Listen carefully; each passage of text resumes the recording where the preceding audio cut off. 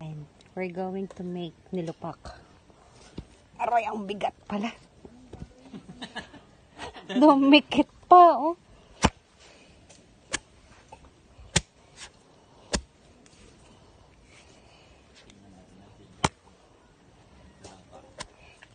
So, mami, yung totoo. Ako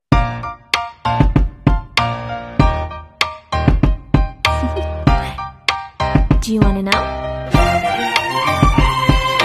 Well, I've been thinking about you. And I think I have to listen. Because the sun is up, it's a beautiful day. My beginning will be as bright as the sun. Sabi ni Darwin, kami daw ay mangunguha ng kamote para gagawing linupak. Tama ba, linupak? Nilupak bukas.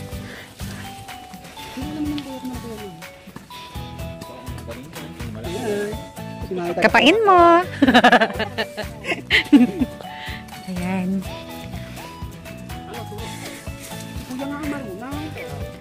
Dilino pa kami kasi bukas pupunta kami ng dagat. So, ako na lang taga-kapa. So, babaunin namin bukas. Ayan po ang ating maskulados. At sila ay naghuhukay at ang lalaki ng kanilang mga kamote. Ayan. Tingnan nyo naman. Ang laki, di po ba? Ay, nabiyak! Marunong din ako nitong magbalat, Darwin. ayan. Ayan. So, eto na nga po. Nakabunot na tayo ng isang kamoting kahoy. Tingnan nyo. Naka-bad finger itong isang. Tingnan mo. Ayan. So, ang gagawin po natin, tatanggalin natin isa-isa. Mahirap siyang tanggalin, kaya ganoon po natin. Ihampas mo. Ay, ihampas? Huwag na, ganoon na lang. Kaya mo na.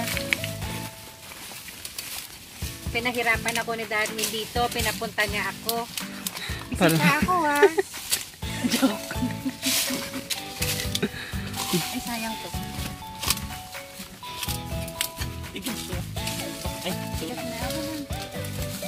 Kasi hindi na ulan. Kailan ba last na umulan, Darwin? December. Ha? December. January, hindi ba umulan? Ambon.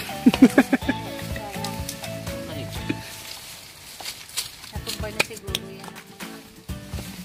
Marami na tambahan dyan nung nagbagyo. Dami nasira.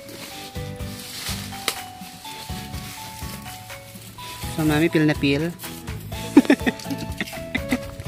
Kapahin mo na yung sa iba kung ano.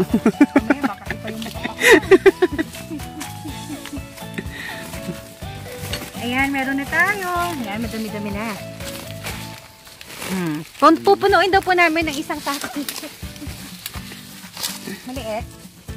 Ito kaya.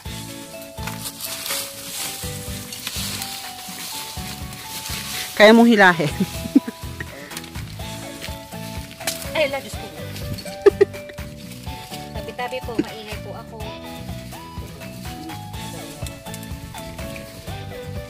Kapagalitan po tayo ng mami ni Darwin. Sabi po, huwag bunutin. Ay, feeling ko maliit pa to. Maliit pa yan. Ay, ito na yung pinagkukunan. Ito na po yung pinagkukunan nila nung last time. Ayan.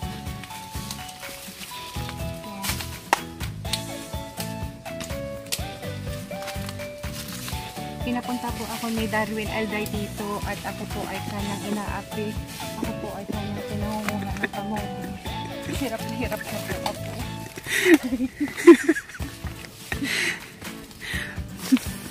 Sige, mami, push lang. Kailangan makita nila yung talagang pawis mo sa pagbuhukay. Tapos babayugin po namin ang kamote. Wala po kami ibang babayugin. Maliit? Wala pang naman?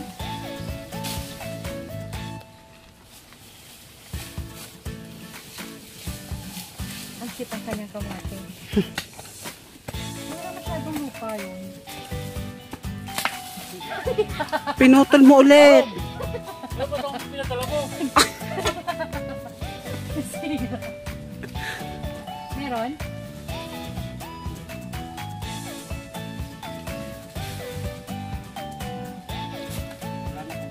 Ay, nagjo-joke ka lang eh. Kala mo marunong. Nasira na po ang kanyang asarol. Ayun, meron doon yung konti. Sandali ko nito.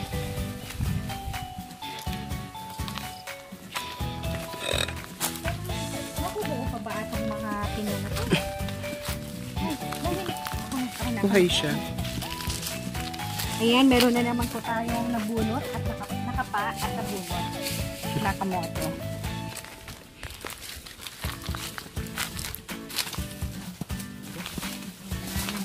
Ang galing-galing ng kuya ni Darwin.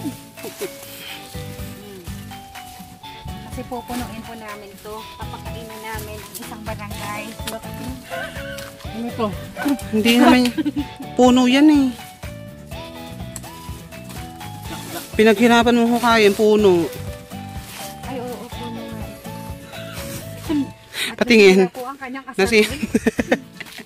At ang kanya pong nakuha sa kanyang asarol ay Puno.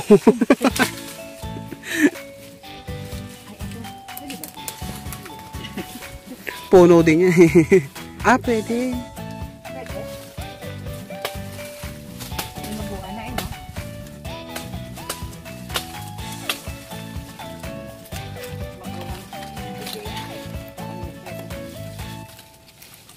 Ito yung itinatanong sa kawan.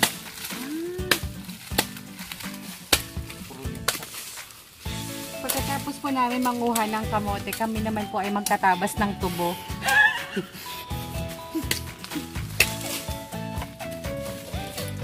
Ito? Mga tangkay.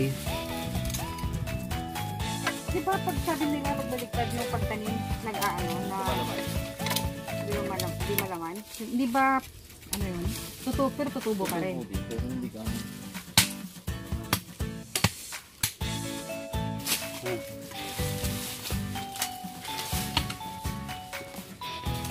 Hindi ko pa naman yun ba?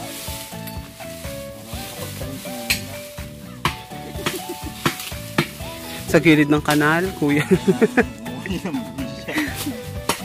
Ako mangunguha ako ng dragon fruit doon, yung cactus. Itatanim ko.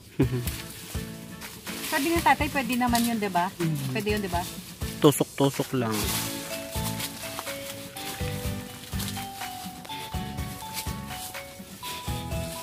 Dapat talaga ito binubulot na kasi Kaso, hindi naman lalaman ito.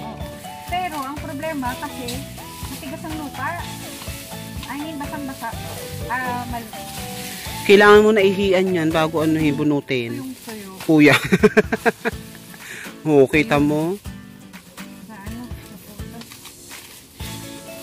Sabihin ni mami pag nakita, ay, binagyo. Dami sana naman. Nasa na yung panghukay.